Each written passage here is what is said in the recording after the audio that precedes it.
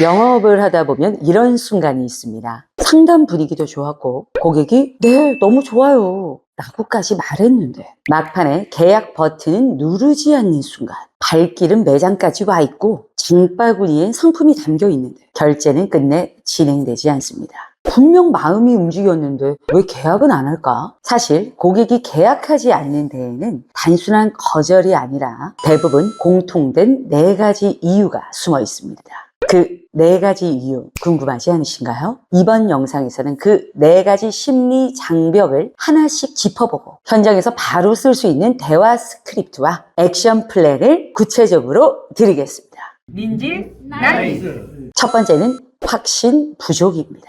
정말 효과 있나요? 라는 물음에 속 시원하게 해결되지 않았기 때문입니다. 여러분, 피부과에 시술 상담을 받으러 갔다고 머릿속으로 한번 상상을 해봅시다. 의사 선생님께서는 이렇게 설명을 해주시죠. 듣고 있으면 틀린 말은 아닙니다. 좋은 건 알겠어. 근데 이게 과연 나한테 효과가 있을까? 하는 생각이 끝까지 드신다면 그 시술을 진행하기 위해 결제를 하게 될까요? 고객이 효과와 결과에 확신이 없으면 절대 계약하지 않습니다. 좋다고 느끼는 것과 계약 사인을 하는 것은 다른 단계입니다. 결제, 계약 사인은 근거 기반 확신이 있어야 나옵니다. 예시를 한번 들어볼까요? 효과가 진짜 있나요? 네, 다들 좋아하세요. 고객님들의 만족도가 굉장히 높아요. 다들 너무 좋아하시고 웃으시며 돌아가십니다. 이렇게 되면 어떨까요? 머릿속으로 이렇게 생각하지 않을까요? 말만 좋고 번지르르하네. 추상적인 표현, 근거 없는 말은 고객을 설득할 수 없습니다. 그럼 아래 예시는 어떨까요?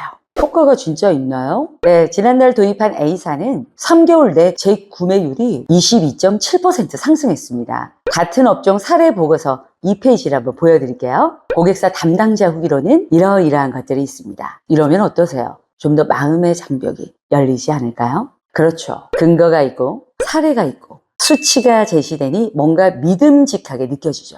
확신을 주기 위해서 우리 세일즈 퍼슨은 어떻게 해야 될까요? 우선 동일 맥락의 실제 사례를 제시해주면 좋습니다. 고객님이 원하시는 것과 유사한 규모나 유사한 업종이나 유사한 요청사항 사례들을 미리 준비해서 제시해주세요.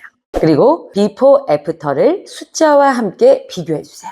핵심 KPI들, 전환율, 재구매율, 이탈률 이런 것들을 숫자와 함께 제시해 주시면 좋습니다. 사용 전엔 고객 재방문율이 10%였는데 사용 후에는 20%가 됐습니다. 와 같이요. 셋째, 진정성을 보여주세요. 결국 고객의 마음의 장벽을 허물어야 하고 거리감을 줄여야 합니다. 그러기 위해서는 고객과 같은 고민을 하고 있었지만 우리의 서비스를 받고 변화한 실제 예시들을 보여주면 훨씬 효과가 좋습니다.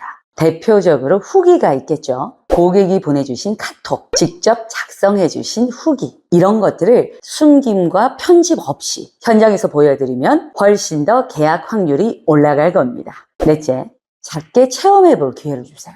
레슨 1회권, 2주 체험권과 같이 일단 가볍게 오셔서 경험해보고 가시라는 거죠. 고객의 입장에선 아무래도 비용이 가장 큰 걸림돌이 될 것입니다. 짧은 체험의 기회를 드리면서 내 서비스의 가치를 보여주는 것이죠. 또는 그 짧은 체험의 기회를 부담스럽지 않은 금액으로 진행을 해봐도 좋습니다. 이건 낭비가 아닙니다. 마지막으로 문제가 될 수 있는 상황도 미리 말을 하면 좋습니다. 효과가 덜 나는 경우는 이러이러한데요. 그럴 땐 이렇게 보완합니다. 와 같이요. 먼저 신뢰를 준 상태에서 단점이나 리스크를 후에 언급하면 오히려 솔직하다, 여기는 진짜다 라는 인상을 줄 수 있고 굉장히 준비를 잘 해놓으셨구나 하고 신뢰가 올라갈 수 있습니다. 두 번째는 필요성 약함입니다. 굳이 지금 해야 할까? 라는 의문에 대한 해결이 되지 않았다는 겁니다. 운동기구를 사려고 매장에 갔다고 상상을 해봅시다. 직원이 막 설명을 해줍니다. 이거 효과 좋아요. 건강에도 정말 좋아요. 듣고 있으면 솔깃하기를 합니다. 그런데 또 마음속으로는 이런 생각이 올라오죠.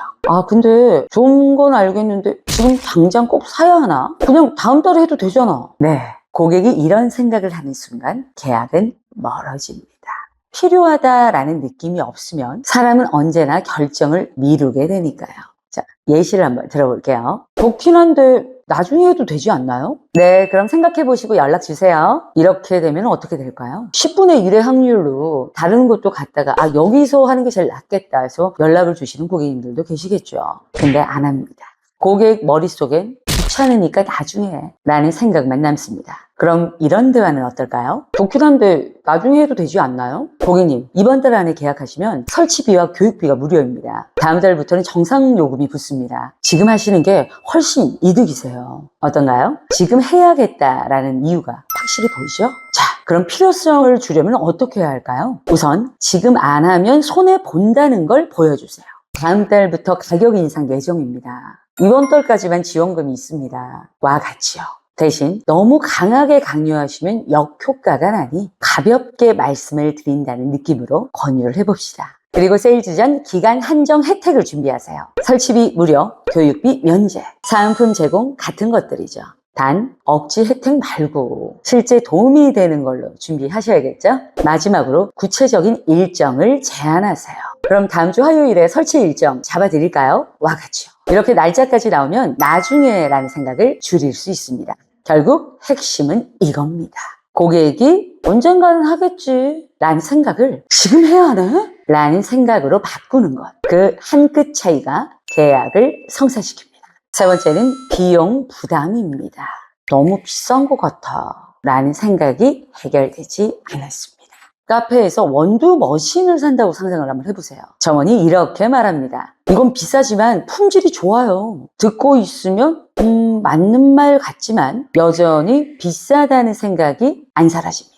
고객은 단순히 돈이 없어서 계약을 안 하는 게 아닙니다. 돈 낸 만큼의 가치가 없을 때 계약을 하지 않는 거죠. 예시를 볼까요? 가격이 좀 부담되네요. 네, 대신 품질은 좋아요. 이렇게 되면 고객은 머릿속으로 품질 좋다는 말은 알겠는데 내 돈 값어치를 하긴 하나? 하고 생각합니다.